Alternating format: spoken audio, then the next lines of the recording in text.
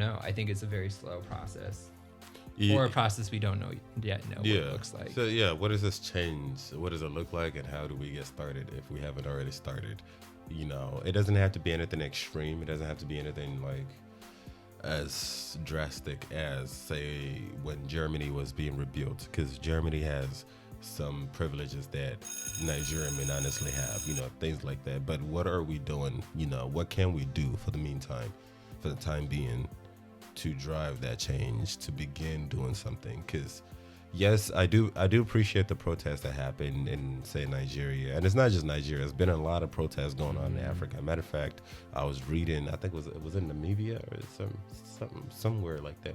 It's sort of like East South Africa. There's a huge protest that happened, riots, and even it was really extreme. And of course, it's the Ethiopia, the shit going on in Ethiopia. I think with Sudan or something like that. And then there's also something that has to do with Sudan, Ethiopia, and Egypt. It's a mess. But these are just places that I know. I'm pretty sure if you search, you find a whole lot of issues, political unrest, and revolutions going on throughout Africa. That's and fair. Also throughout all the world. But also some good things too. Yeah, of course. But but collectively though, we do want to. I want to understand how the average privileged African who may or may not live on the continent can do something to begin that change, to incite that change, or at least, contribute. Right. Because before this protest that happened a few months ago in Nigeria, this EndSARS protest, maybe I'm just tripping, but I hadn't really seen much being done. There's really not a whole lot of, collectively, Nigerians agree that Nigeria's messed up. Oh yeah, Nigeria's a mess, things like that. But what are we doing? Every year, every 4 years, we put in the same corrupt politicians. We elect them. We put them on a pedestal. We conform happily. Population is rising like it's Christmas. Opportunities are diminishing.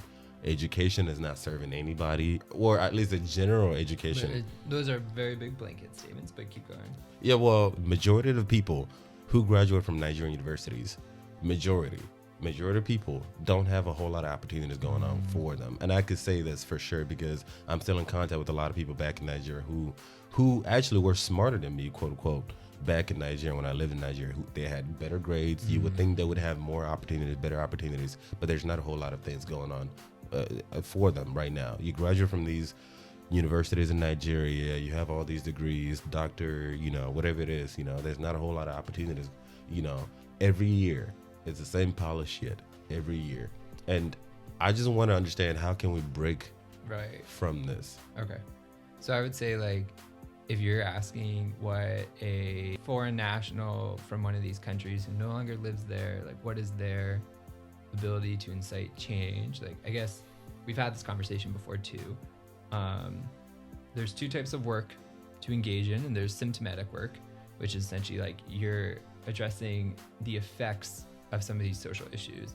So something such as famine or hunger, addressing food relief, isn't necessarily going to target the root cause of why there is hunger in this country, but is going to help subsidize some of the damages that's going to come. And then there's the root cause work, which is diving deep enough to try to figure out okay, where's the theory of change to actually alleviate these symptoms from ever happening.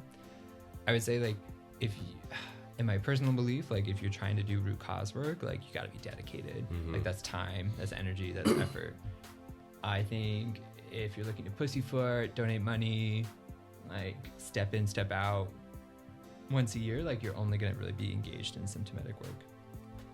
For me, I believe, and there's a caveat, but I believe the nexus between research and practice and policy needs to be elevated to the limelight. This is where we can maybe institute change. If we find the right tools and provide evidence for the right tools, and then get those tools into policies, really effective policies that work for practitioners. That's where you can start alleviating some of our problems. Unfortunately, research is underfunded. Policy makers, practitioners, researchers have a terrible relationship of how they collaborate. I would say if you're looking to institute change, you should look into some of these poverty action labs, see what you can do. The biggest thing being donating. But if that's what would cause root cause work, if you're not looking to get overly engaged, like this becomes your life's work. If you're trying to go into root cause work past the donation. And I the whole donation thing, you know, I feel like a lot of people run to donate because that's like an easy way to help out. But at the end of the day, too, you have to be careful who you're donating to, because a lot of times these donations, these charity organizations have become a business of their own. You just end up fattening somebody's bank account. Yeah. You know, and that becomes a challenge. There's a lot of, and you and I, we've talked about how a lot of nonprofit organizations have sprung up all throughout Nigeria for all the wrong reasons. You know, it's like a quick get money, be tax exempt, you know, and all this. exactly. If you want to make money, just start your own business in Nigeria. Nonprofit bullshit, and everybody donates, and then all you got to do is just, you know, let's say people donate $1,000, and you take $100 and buy backpacks for a bunch of kids, take pictures of them and post on Instagram, and hey, look, I'm saving the kids. Meanwhile, you're wearing Gucci and Fendi, and every week you're on first class flying to Dubai. And this is an epidemic really in Nigeria. There's a lot of celebrities, quote unquote, I'm not gonna call names, child, you know, bullshit ass charity organizations, you know, that claim to be for the kids, for the women, for the, you know, whatever, but they're it's drenched, like very self-serving. You know, they're drenched in Chanel, and every month they're going to Dubai. Do you know who I'm talking about, child? I'm not gonna, I'm not gonna call no names, but you know, and the reason why we talked about this, because I was trying to find out what I can do, you know. Do I jump on the bandwagon? But I don't want to jump on that bandwagon to basically perpetrate the same issue that I'm talking about, because I don't want it to be as selfish as that. And I feel like a person like me doesn't necessarily need it, because I have opportunities. You know, I can understand someone who lives in Nigeria making money off of that. You know, of course, 50% of it goes to your organization and 50% goes to your bank account. I get that. But I don't need to do that, you know, because I have other opportunities that somebody in Nigeria may not necessarily have. It's challenging. It's really challenging. It really is challenging. But what would you say, though, if you were to give examples of having lived in Africa, what would you say are some of the issues, some of the biggest issues that you think need to be tackled in Africa and need to be tackled very fast? I'd probably say employment. Employment. Can you elaborate on that, please? Employment opportunities that actually meet basic minimum like standards of livelihood. I think that's one. I think corruption's another one, and the way that the government systems work and the way that money works within the government systems. Let's go back to the whole employment thing. How would you create employment opportunities for, say, people with the right credentials? Like an African, or let's say Nigerian, for example. I know I keep saying Nigerian, but I'm saying Nigeria specifically because that's the only country that I'm familiar with, African country that I'm most familiar with. Let's say a Nigerian who graduated from a university, Nigerian university, not a Western university, a Nigerian university within Nigeria, within the African continent, and they're seeking employment. There's a lot of qualified candidates with no job opportunities whatsoever. How could you realistically create job opportunities for those Nigerian graduates who have graduated, done their time through school education, served their country, you know, and it's now time to be employed, gainfully employed, so that they can contribute to themselves, their family, and also to the country financially? But I think it's like usurping the system of like, do we necessarily need to get everyone through university to get a job? And is the issue more so about handing out qualifications to people as like a level of their status and like self-worth? So part of me thinks is like, I think sometimes we walk into these communities and we start saying like, oh, well, like these are all the things that you lack and therefore you need these people to come in and do it. And is it not necessarily the case? There's a lot of shortage of employment, of employees in South Africa. I think they call it like there's like a high skill, low wage gap of like people who have like a certain set of skills that maybe are more particular, but like aren't necessarily going out and being engineers. So I do think it's like I think probably what happens is we have too many kids who have aspirations of being a pilot and not a need for pilots. And that's okay. And I don't think the idea is to then force there to be a bigger need for pilots. I think there's a need to like reset expectations of like what necessarily is a good job. So I think like if you can empower the average village to employ its own people and that employment is sustainable, then I don't think you need to necessarily be like pushing all of these like going to university, getting high paying jobs, yada, yada, yada. Does that make sense? So correct me if I'm wrong. So instead of looking at what we consider as employment, you know, conforming to the status quo, whatever that may be, look for opportunities within Nigeria that have not been tapped into and create opportunities. For example, there's a lot of brokenness in Nigeria, obviously because something is not working. And that brokenness on its own is opportunity for something. Job opportunities. You can hire someone, employ people, create job opportunities to change whatever. Does that make sense? So instead of pushing people to go to school to be doctors and lawyers and engineers, you know, the whole shit that a lot of Nigerians push their kids to study, you know, because of search of greener pastures, leave those behind, you know, for now, and explore other opportunities, other areas that have been untapped. I think the example I would give is like... Did I? Yeah.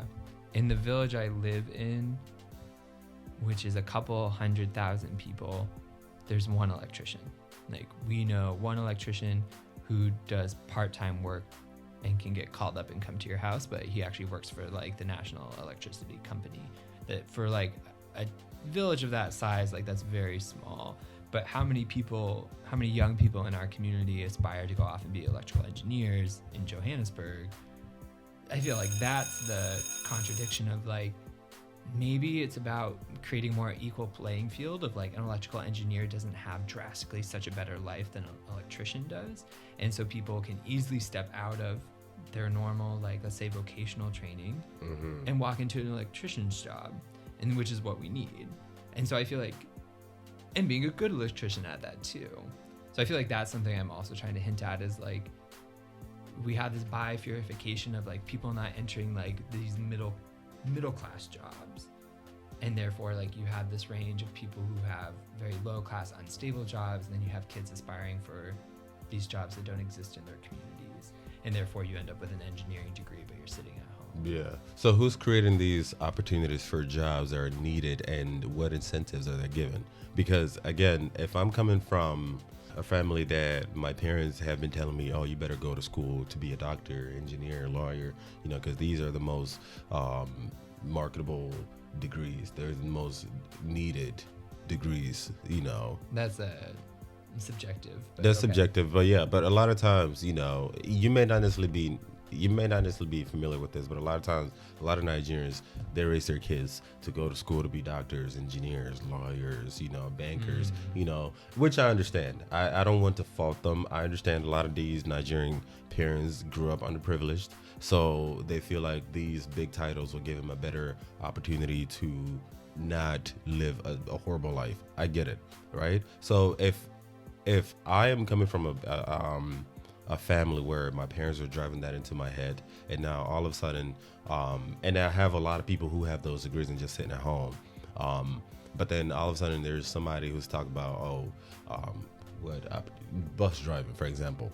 There's a lot of opportunities for bus driving, or somebody's trying to start a business on bus driving, and they've marketed it to seem like, oh, it's going to be very lucrative. It's going to be a lot of opportunities. You have the potential to make this much money a year and things like that. What are the incentive for a person like me to pursue bus driving as a career, as opposed to going for what my parents have taught me that is more realistic, or it's more rewarding? But that's where the system needs to change. But who's driving that though? Who's driving those opportunities, and what kind of incentives would you suggest?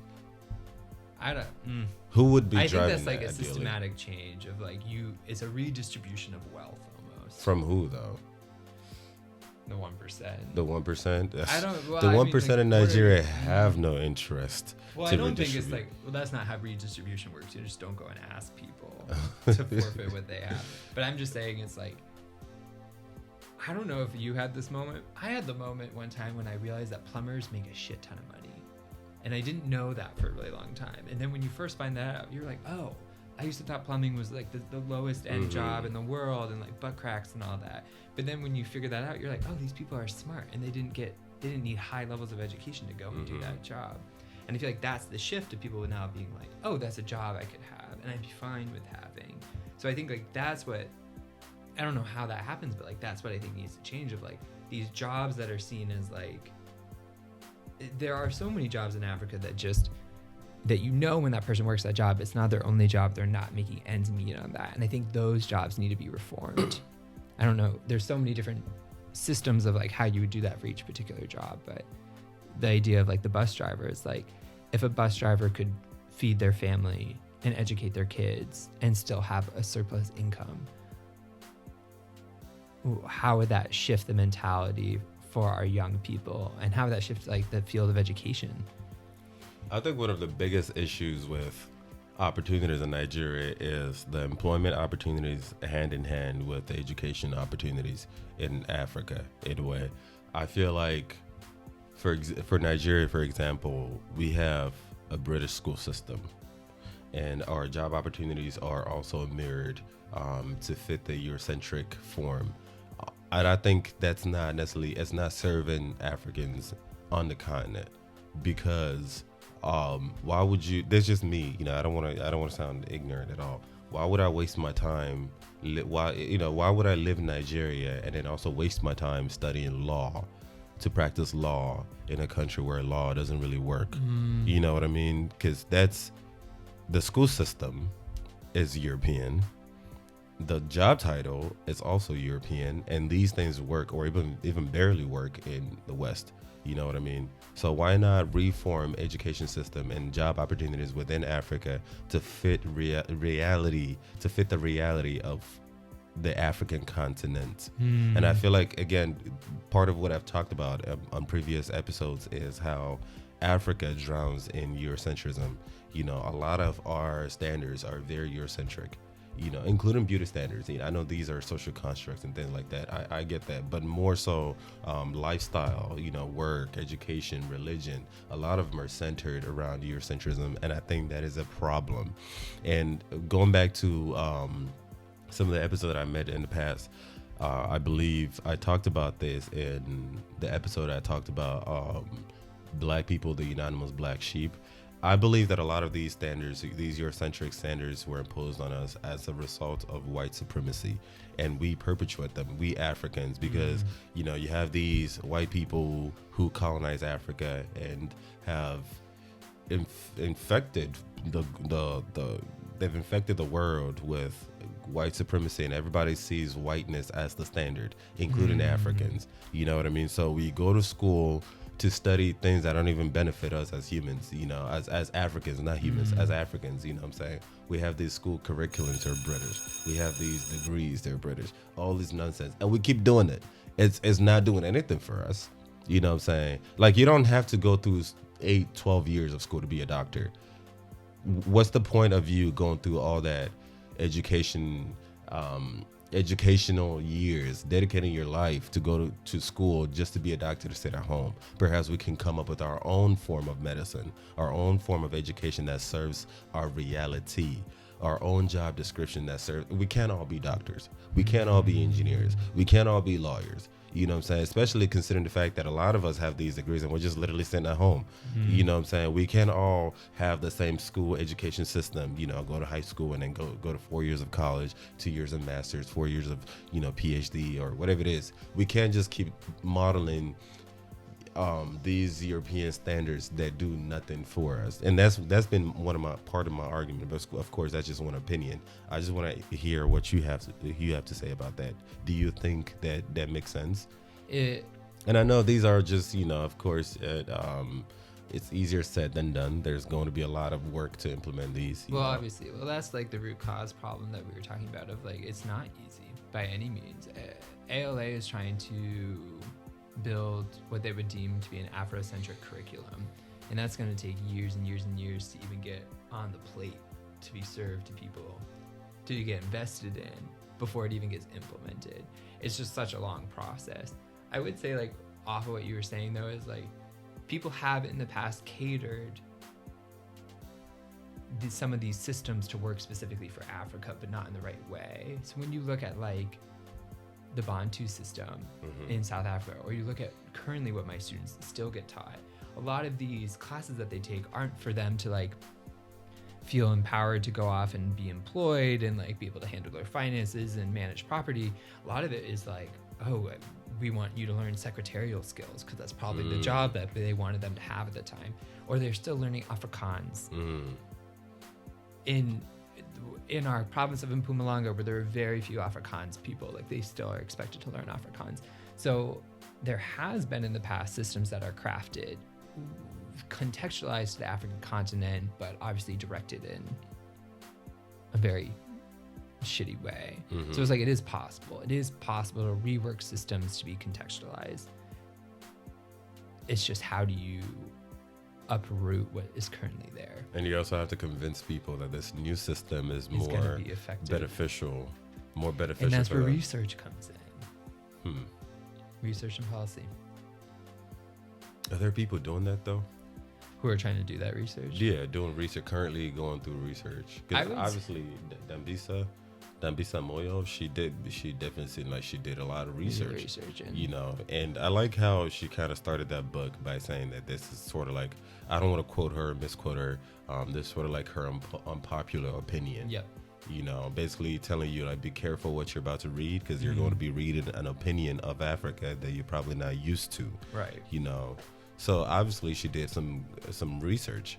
Are there more people on that, you know, on that bus doing research and try to figure out what we've been doing for so long that is obviously not working for us, and try to do things differently? Right. And again, like she said in that book, the clock is ticking, and time will come that we may lose Africa if we don't do anything.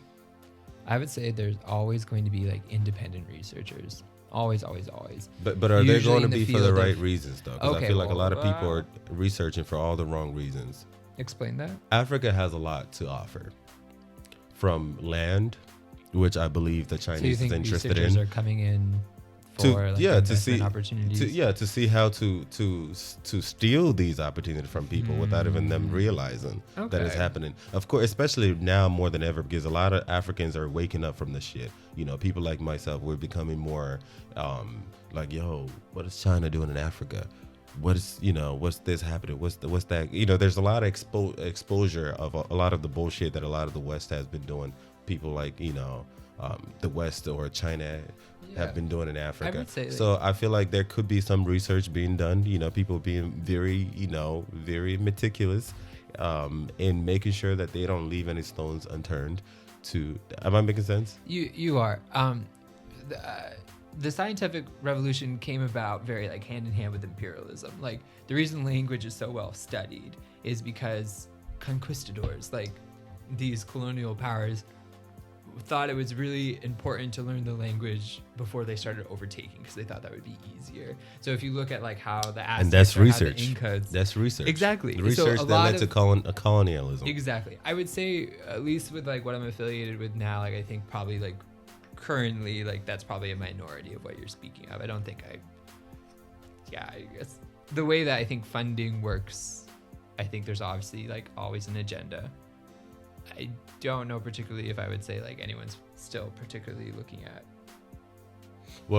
usurping. There will always be, there will always be an agenda, but is there like an agenda to serve the African people as opposed to serve you? Okay, I'll talk about that shit because I don't know about what you're talking about specifically in modern day. Okay. But I will say like there's a lot of independent researchers like operating out of like institutes or universities, but I think a lot of the really big organizations make very shallow research. So Dambisa Moyo like writes some very radical things based off of her research, and it's interesting that she did that on her own and not through the World Bank, which is where she worked, because obviously the World Bank wasn't going to get behind that. I think the UN and UNESCO and some of these other places conduct similar types of research of like not necessarily wanting to like dig too much deeper.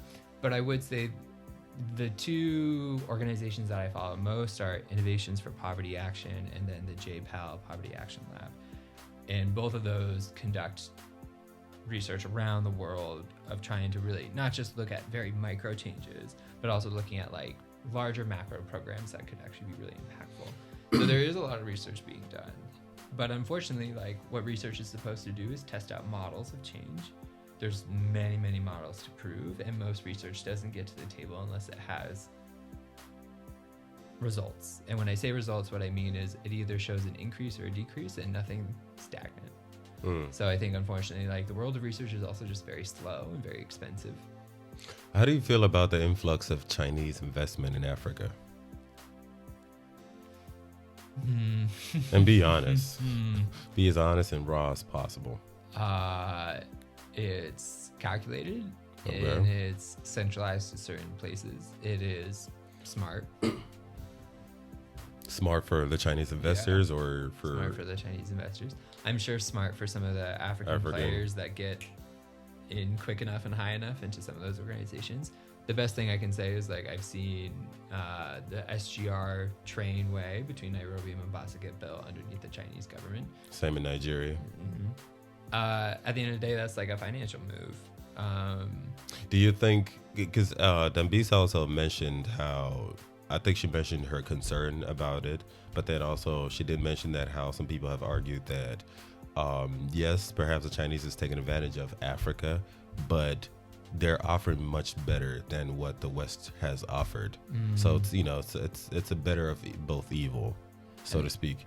And I guess it goes back to like what, and also it's profitable. No, it's not profitable. It's more attractive to most Africans because the West has been in Africa for such a long time and with very little progress. So it's time to give somebody else an opportunity. I would say like I think there might be an acceptance that like no African country is going to progress on its own. So there's going to be collaboration, if however you want to connotate that word, with some other power. And I would say like we've talked about charter cities, actually like delegating part of your land away to another country with the hopes of it maybe building in an industry and opportunities and some of the change that you're looking for, but you might not have the economic means to start. So I would say like shittily, like a lot of the money through the SGR goes straight to China, not just China, but like specific players in China. Yeah. But that industry makes a shit ton of money now. If it was not reworked to China, like that has a huge profit base for people. So some of these involvements, like if done slightly differently, could be really impactful. But it's just like, how does that negotiation work? Like how do you ask China to come in and build something that they're not going to profit from long term? So I think it's actually really possible. Like some of these requests, for example, charter cities. I think charter cities would definitely benefit Africa a great deal, you know, especially in some of these coastal countries. I definitely believe that. But I feel like in order for this to be beneficial, and also to Africans, but also to China, of course, you know, but it has to be beneficial. There has to be a reasonable amount of benefit to Africa. I feel like in order for that to happen, we have to have leaders who understand what these are, these investments, the benefits associated with these investments, and they have to actually be for the people as opposed to for themselves, you know, because if you genuinely care for your people, if you genuinely care for the progression of your people, opportunity for your people, you would have more realistic demands.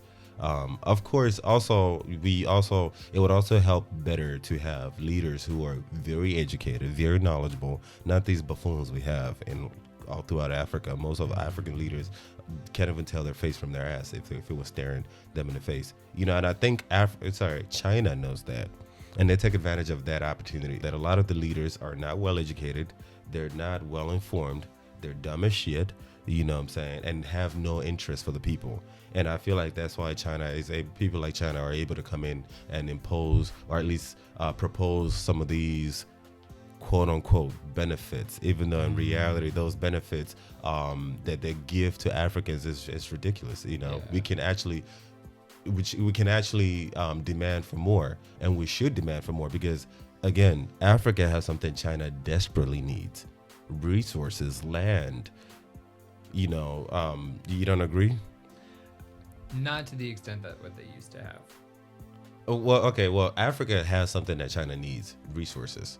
No. Investment opportunities. Investment opportunities, but resources as well. You know, they need resources. Africa has a lot of resources, from timber to mineral resources, land, you know, manpower. A lot of these companies have their bases in Africa, and they don't pay taxes, or they get to pay the workers very low wages. Those are opportunities. Those are business opportunities. Yeah. You know what I mean? So yes, Africa has a lot of, especially a lot of land. It's a fertile ground. It's a but fertile, not in the way that it used to be. It used to be a fertile ground for like gold. Now it's a fertile ground for like exploitation. Like it's easier to operate higher paying businesses. Yeah, but you know, I feel like and our leaders are not helping.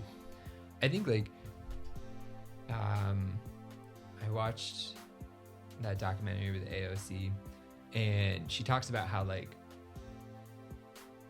you have to have like that grain of salt of like, they didn't literally put a dipshit up as like a president in any country, but unfortunately it's just there are so many games that get played in political spheres that, one, like you could have been put up because you were a little bit more malleable, because you're a little bit more naive, but you are just so entrenched in so many different webbings of what goes into the political sphere that like a lot of your decision making doesn't really come from your true and honest want, but it's just like you're just playing the game to survive now.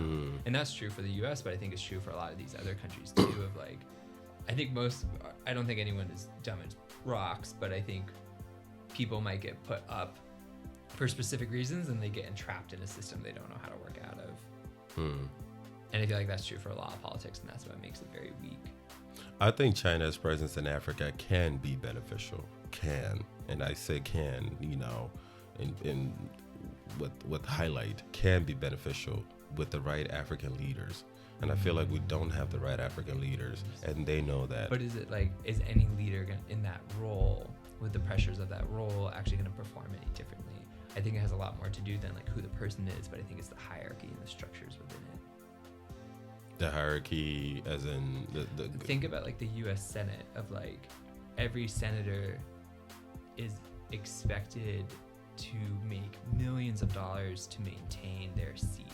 So every year, like you spend very little amounts of your time actually like thinking about progressing the legislative body forward. You spend a lot of that time trying to make the connections that will fund you for another year. And that's why so many people get caught up with like the wealthy elites that are pushing certain agendas, and you start being a toy for other people to like play with. So I think that's what I'm saying, of like, I don't know if it's just like the wrong leaders are there, but I think it's like there are structures that are going to corrupt any leader that there is. Okay, well then we revamped the government system in Africa. That requires, I think, a lot of restructuring of like international debt. Yeah, but again, this all ties. You know, we're following, for example, Nigeria. Nigeria claims to be democratic. I don't see democracy, me personally. I just see a big fat lie. You know what I mean? It looks good on paper, and I think democracy is one of the requirements for some of these loans, right? Some of these, some of these aids. Yep. But on paper, democracy. You take it out, so you can get some of these fundings from the World Bank and maybe UN or the US or whatever it is. But realistically, I feel like a lot of the leaders in Africa are operating under dictatorship. Really, realistically. For example, Buhari, I believe he's a dictator. You know, he just doesn't give a shit about the people. Matter of fact, there are videos of him laughing about, you know, like there's a complaint about how some of the people who've been murdered need some type of reparation, some type of, you know, and he was just laughing, basically like, you know, but he's done his track of presidency has been just an utter disgrace. Right. And I feel like no democratic system would allow that kind of behavior at all. And I see that as dictatorship. Matter of fact, Adeola Fayohon, one of the Nigerian American journalists that I listen to, she's called him a dictator multiple times, and I completely agree. So I feel like, you know, we need to, going back to what I've been saying for a while, the lies we tell ourselves. These systems don't work for us. They've never worked for us. Why do we still blindly maintain them? Just like we need to get rid of, not get rid of, but revamp our education system so that they don't, our education system and our employment system, so that they don't model Eurocentrism. We need to revamp our government systems as well, you know, because they're not realistic at all. And just like Dambisa Moyo, she said that Africa does not need the form of democracy we have. Perhaps it does need democracy. Doesn't need it now. Yeah, perhaps it needs democracy, but not the kind that we have right now, not the kind that models the Western countries, because I feel like the Western countries have other factors in place that make it more of a reality for them as opposed to us. So that's just what I think. But again, I believe that I do agree with you that Africa in its current state right now definitely can benefit from having investments, foreign aid, and whatever it is, you know.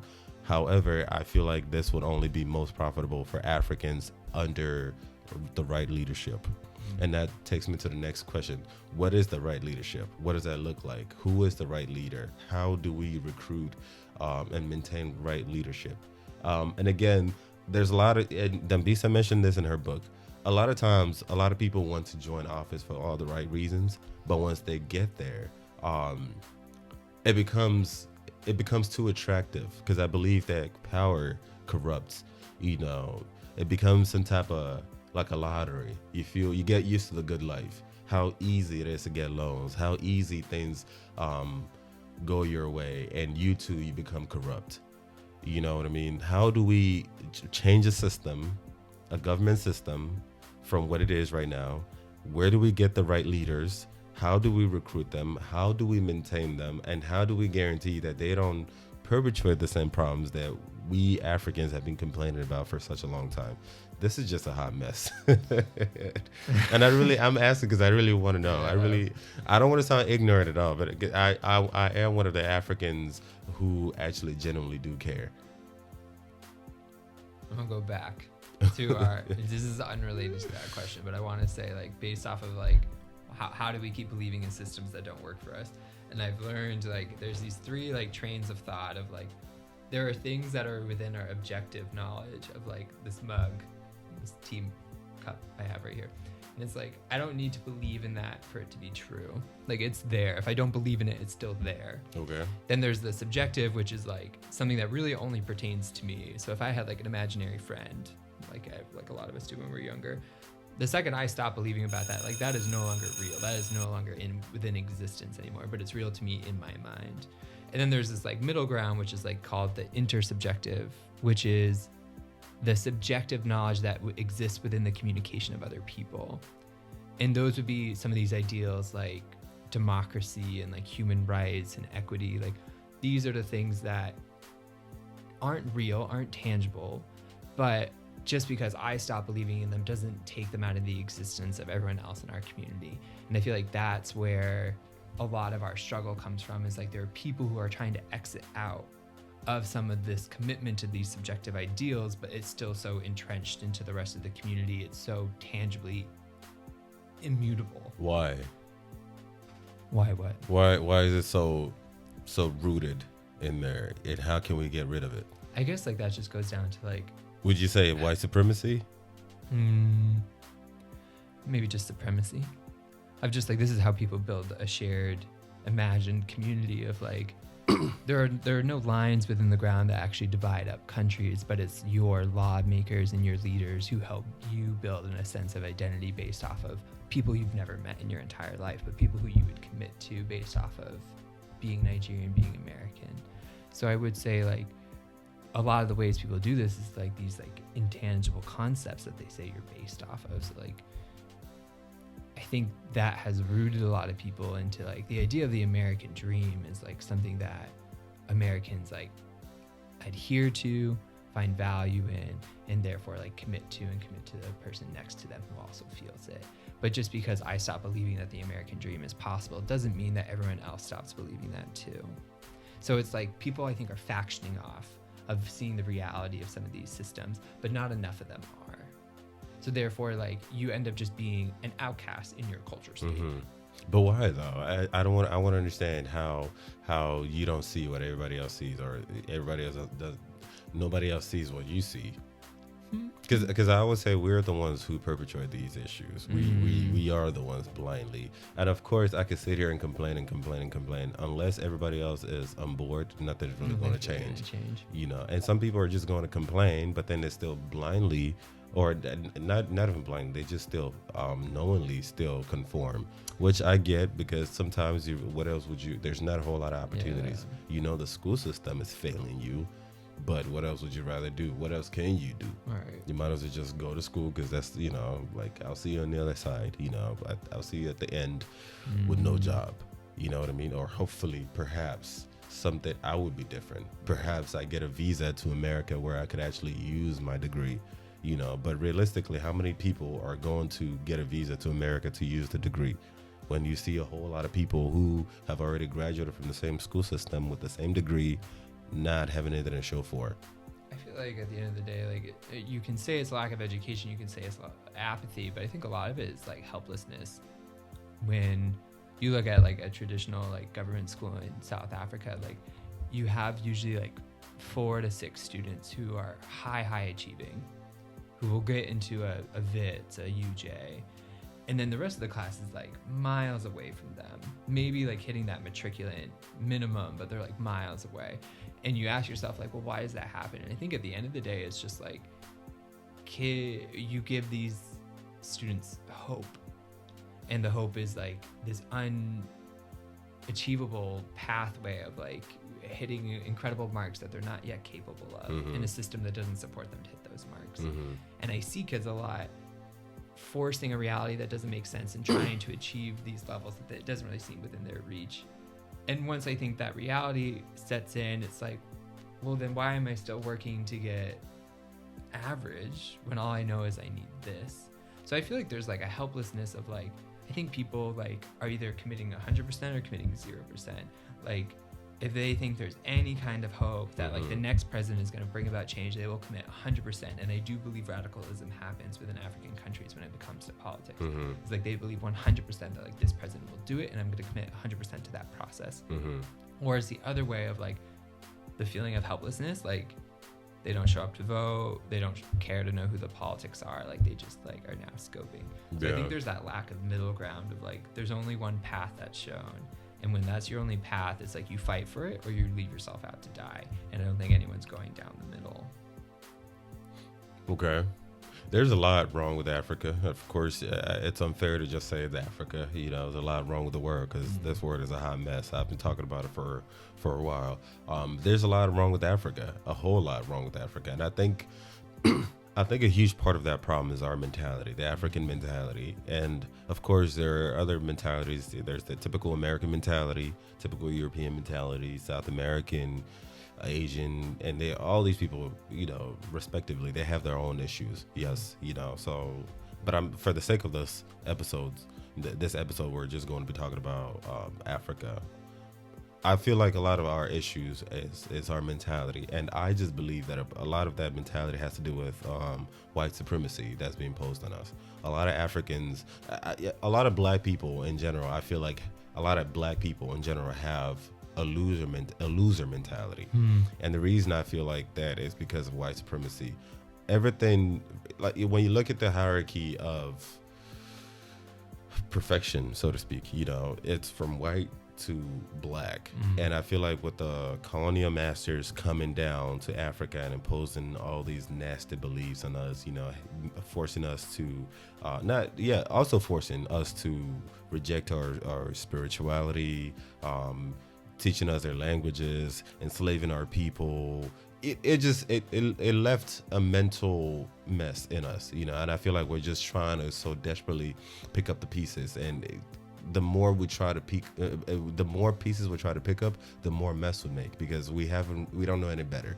We have a group of people who did not have the best for us at heart come in and show us their way, and we're trying to find our way in a white supremacist world. And I feel like a lot of that trickles down to our mentality, and that's just mentality. And then you have all these other systems that are also European. A lot of African cultures are heavily European influenced, language included.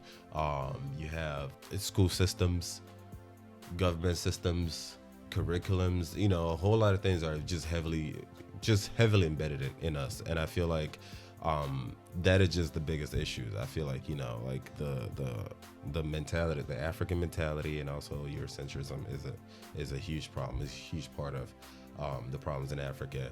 And I guess the issue that I face is, how can we collectively, or even individually, on an individual level, start to unwind and undo some of these damages that have been imposed on us by white supremacy and being reinforced in Western media and reinforced and perpetuated by our own people, and unplugging to find our own success, our own path, our own what works for us, as opposed to keep looking at people who their systems barely even work for them, and we're trying to desperately follow, knowing damn well that it doesn't work for us. It's never worked for us, never, and we're still blindly following, But anyway, I don't want this episode to be too long, because we're at the 2-hour mark. But yeah, it's quite sad. It really is sad. There's a whole lot of issues in Africa. It really is. For people like myself who really wish to do more, it's like, what can we do? It's easy to send money to Africa. It's easy to go back to Africa and build a home for your relatives out there. But there's a lot of opinions about how that's not necessarily the best move, because you're actually adding to the problem, So it's like, what is the best move? What is the right move? And it's also easy to be like, yeah, forget Africa, screw that, but I feel like for me, the humanity in me, it doesn't sit well with me.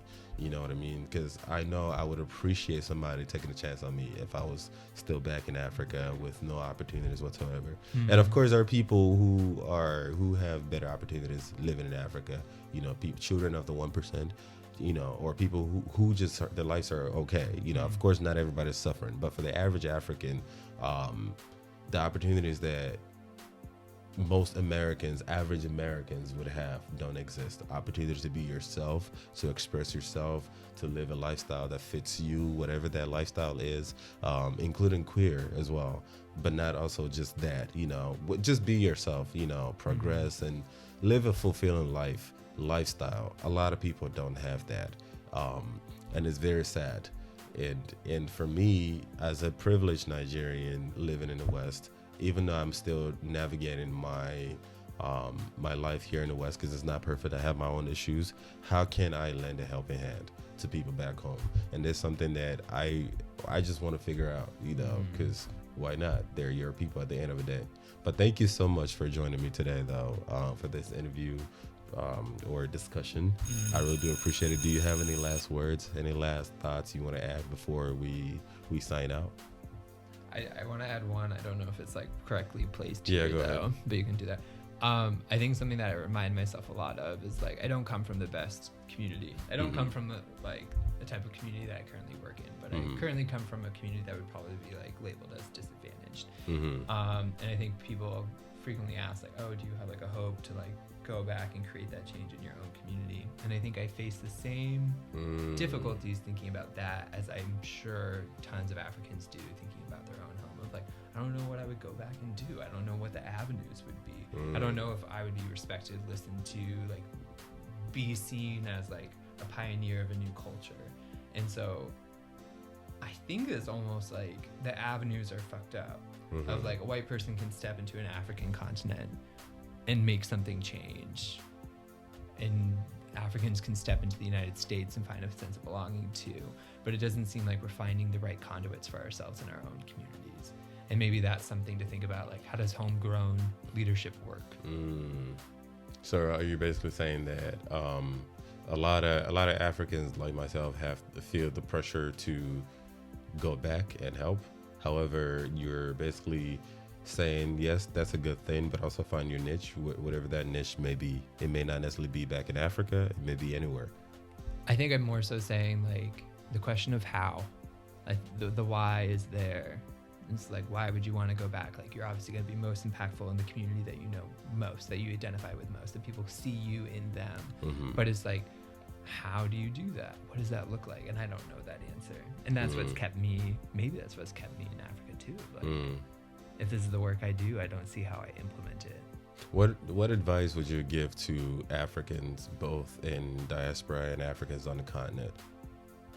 In terms of, based on everything you know about Africa, having lived on the continent, having worked in Africa, worked with a lot of Africans and interacted with a lot of Africans, even on a personal level, you've dated a few Africans. What in general, like when it comes to life in general, obviously you've worked there, you're doing some work there, you know, so how it could be, for example, how would you think that Africans could help make your type of job better, even, you know what I mean? What advice would you give? I guess the only thing I could think of right now, or even to drive change and feel comfortable with saying, is there's not a lack of human capital, but more so what lacks are the normal systems that create momentum. Okay. And I think maybe the task that people could take on is, how do you support some of the movement, social, cultural, technological, in Africa by creating momentum? Because the drive and the skills and the passion are all there, but it's the ability to move it from an idea in someone's head into a reality that suffers. And that could be financial, or it could be social media support, or it could be networking. I'm not sure in all regards what that looks like for every person, but I think that's, especially for people within the diaspora, it's like reconnecting back in. Yeah, but then that leads to another dilemma though. Like, how do you do that?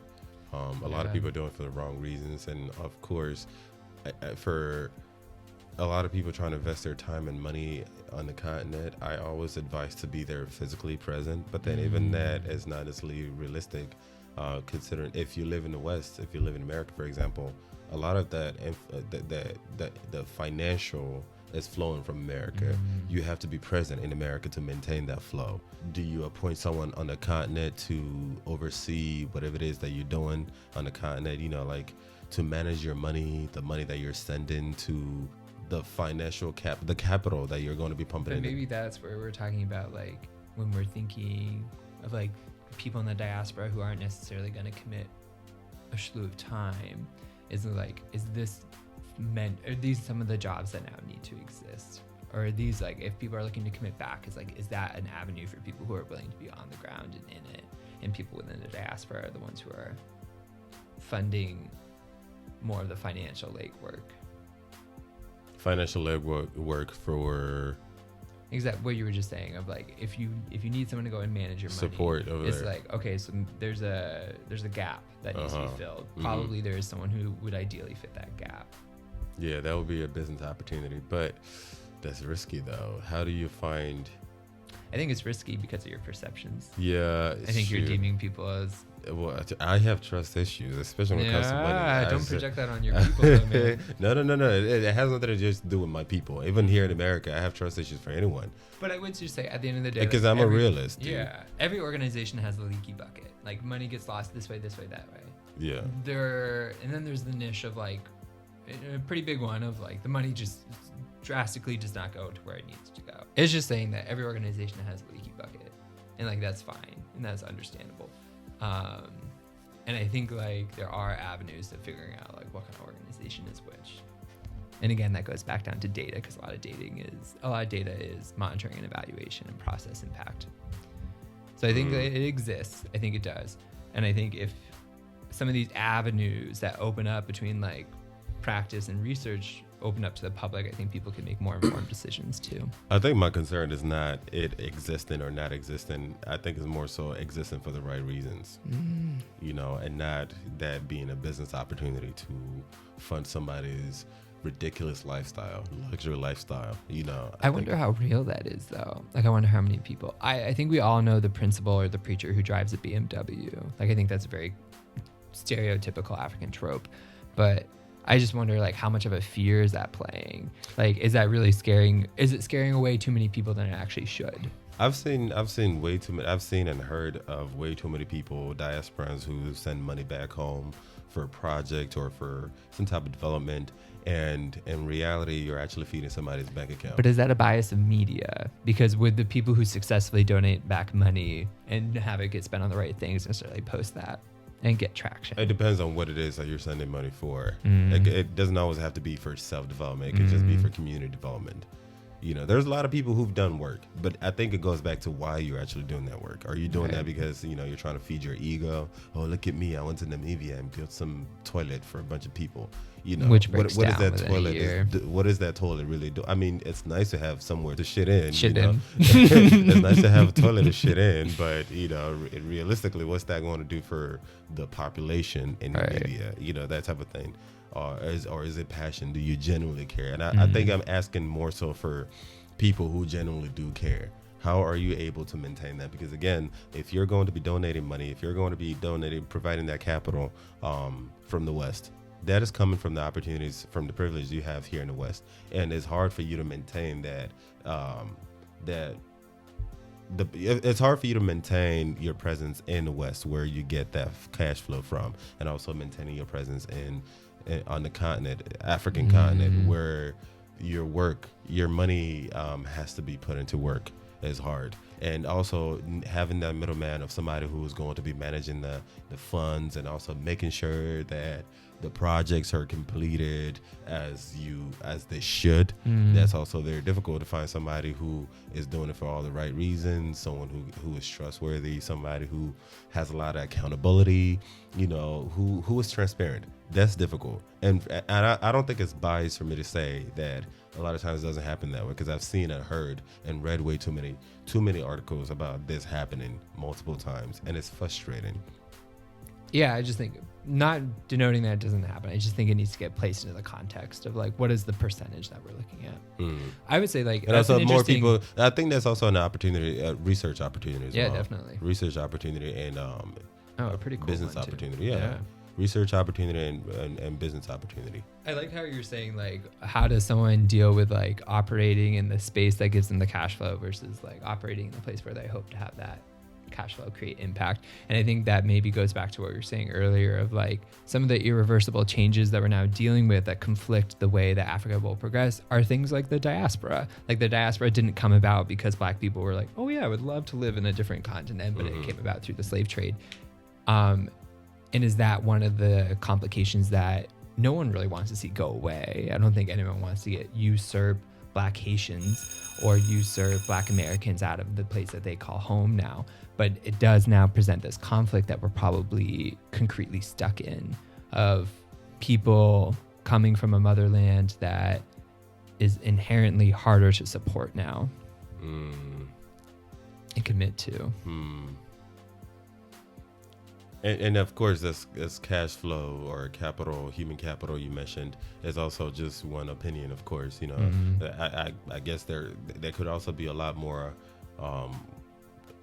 avenues through which we could help the continent. You know, I think sending money to Africa could bring a lot of problems.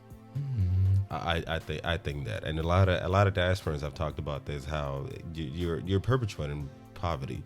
You perpetuating issues within the continent, you know, sending money. So I think there's nothing wrong with sending money. I get it, but it has to be strategically done. It has to be strategically done for all the right reasons. And it has to be, there has to be accountability, you know, like very strict accountability. Because again, you cannot be claiming to fight something and then in one hand adding to it, you know, of course, yeah. And of course, there's other opportunities like what you're doing, actually dedicating your life by being there physically, you know, working with these kids and implementing change. I think that's very honorable and admirable. And realistically, not a lot of Africans or diasporans would do that. I'm pretty sure there are some who have done that, but that is a huge commitment, a lot of commitment. Most people are just not ready to, leave that privilege behind to go back to Africa when there's not a lot of support for that retransition, if that makes sense. Mm-hmm. But anyway, that's the end of today's podcast. I think this is probably too long. I'm probably going to make it part 1 or part 2. I don't want it to be way too long. We're over 2 hours already. Thank you very much for joining me today. I really do appreciate your presence here, your thoughts, your perception, your perspectives, your opinions, everything. I really do. Thank you so much for joining. I really do appreciate it. And I hope that we can have more episodes together, perhaps in person or perhaps over the phone. I know you're really busy and I am busy too, but hopefully if we can coordinate again, I really do like to hear your perspectives. Thank you so much. And for everyone, please make sure to comment down below. What did you think about today's episode? How did you think this interview went? Do you agree with everything that has been said today? Do you have anything to add? Please comment down below, or you can send me an email at letstalkwithuche@gmail.com. Follow me on Instagram and Facebook at Let's Talk with Uche. And my website is www.letstalkaboutus.org. Thank you very much. Again, if you're new to my podcast, please make sure to download, share with your friends and family. If you're new to my YouTube channel, please make sure to also subscribe and hit that bell notification so anytime I upload a video, you'll be the very first to be notified. Thank you very much for joining. Until next time.